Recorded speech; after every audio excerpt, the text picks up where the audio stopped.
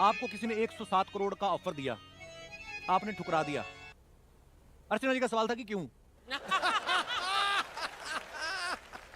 देखिए, जब हम लोग खुद स्टूडेंट लाइफ में थे तो बहुत सारे जगहों पे जाके पढ़ना हम लोग का सपना था।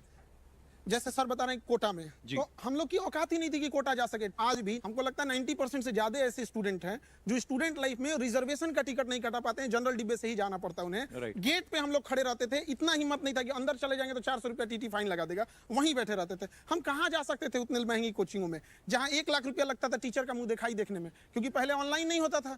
1-2 लाख रुपया दीजिएगा तो टीचर का मुंह देखना पड़ता था।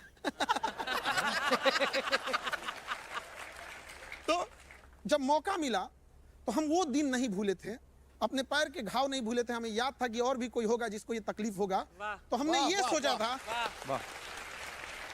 कि जब हमें मौका मिलेगा तो हम कभी उस ओर नहीं जाएंगे। जब रावण की सोने की लंका नहीं टिकी तो 107 करोड़ मतलब क्या होता है? कुछ नहीं होता है यहाँ पे। और इनफैक्ट जो हमको 107 करोड़ दे रहा था अभी वो नहीं रहा। मतलब उसकी कंपनी, मतलब वो नहीं हो रहा।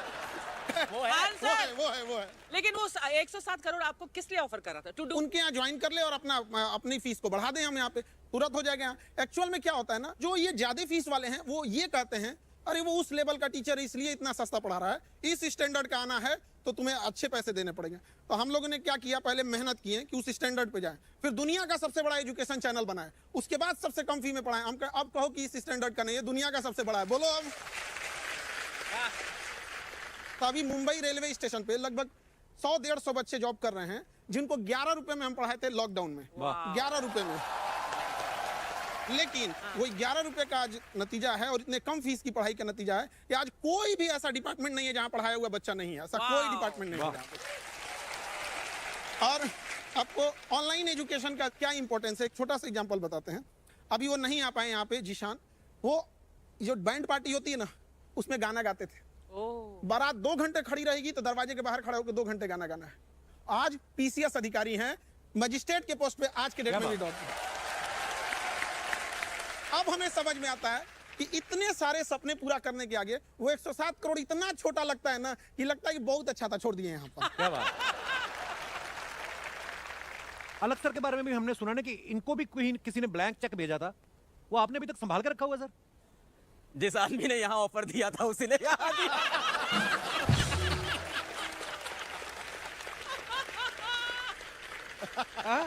एक ही आदमी है। अच्छा, हम कॉल भी किए थे इनको, उस समय पूछे भी थे सर ऐसा ऐसा है क्या, तो इन्होंने मेरे को ही दिया था यहाँ पे, हम सबने छोड़ा था। तो वो एक तीर से 2 निशाने लगा रहा था। सर बोले ऐसा ऑफर, हमने कहा हाँ सर ये आता है, छोड़ो।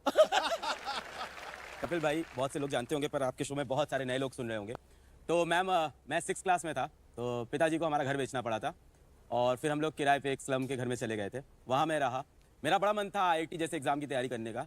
पर क्या होता है कि जब ऐसे घर में आप रहते हो जहाँ का किराया 1100 रुपये और घर में काम करने वाला कोई नहीं है तो फिर आपको पैसे कमाने होते हैं। तो 8th क्लास में ट्यूशन पढ़ाने लगा।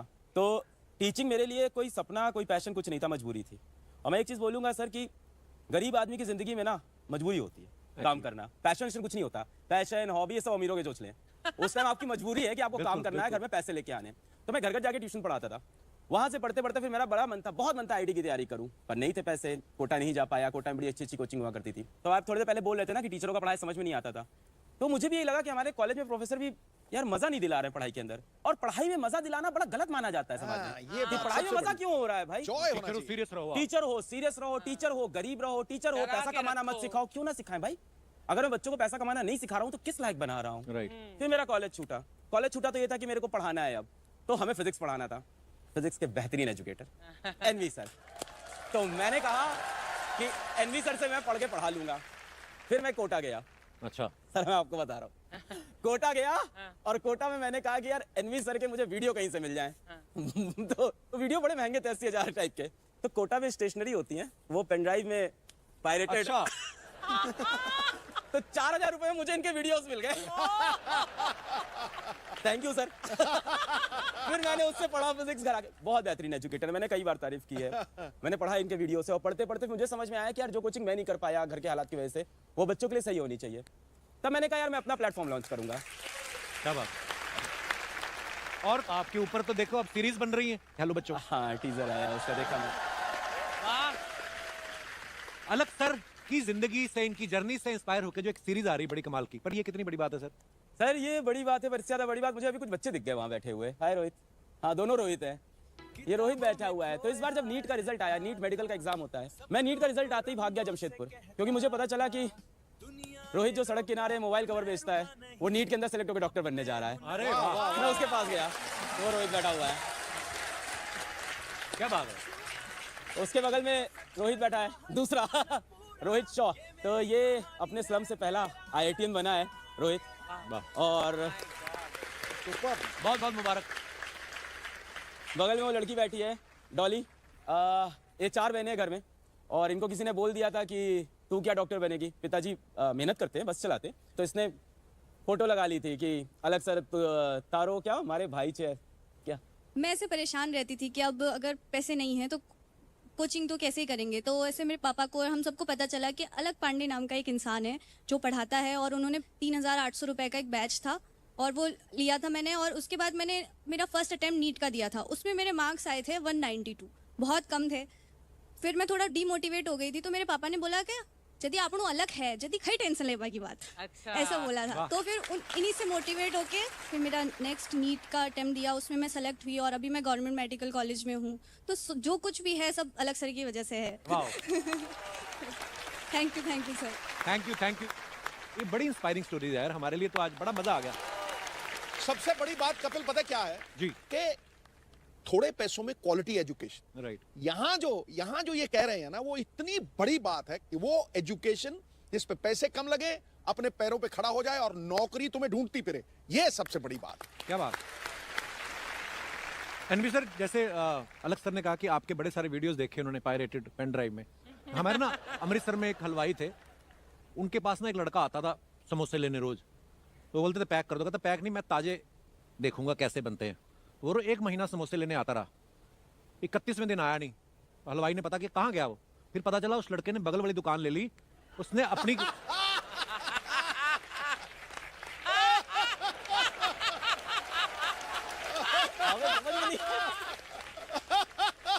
आपको क्या लगता है उस हलवाई को खुशी हुई होगी?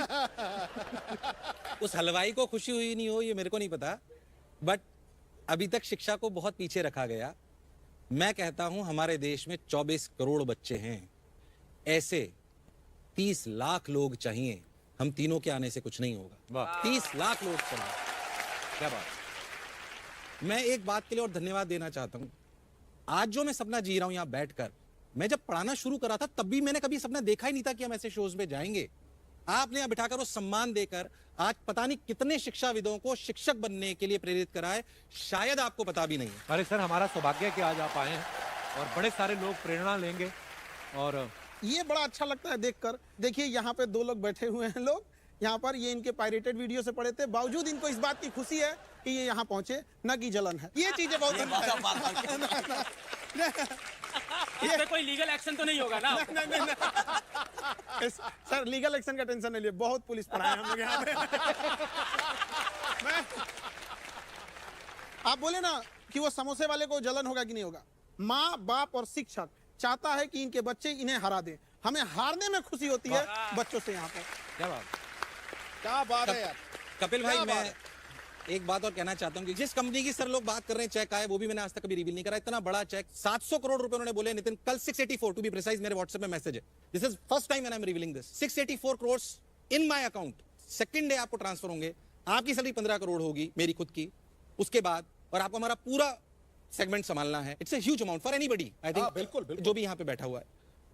पापा ने बोला यार तुझे बच्चों से प्रेम है, तुझे आनंद आता है। माताजी बैठी हुई है, अपन क्या लेके आए थे, बहुत है अपने पास, जो आ रहा है वही अपन से नहीं बीत रहा है। एक बात कहना चाहता हूं कि मंच बहुत बड़ा है, जितने भी इन्वेस्टर्स मुझे सुन रहे हैं, देश में जितना आप पैसा पंपिंग कर सकते हैं करिए। हमारे देश से बड़ी शिक्षा कहीं नहीं है और इससे बड़ा परोपकार कहीं नहीं मिल सकता। बहुत सारे लोग, मेरा स्टूडेंट यहाँ पे बैठा हुआ है कि सुमित भट्ट, इसको मैंने लड़की के साथ पकड़ा गार्डन में।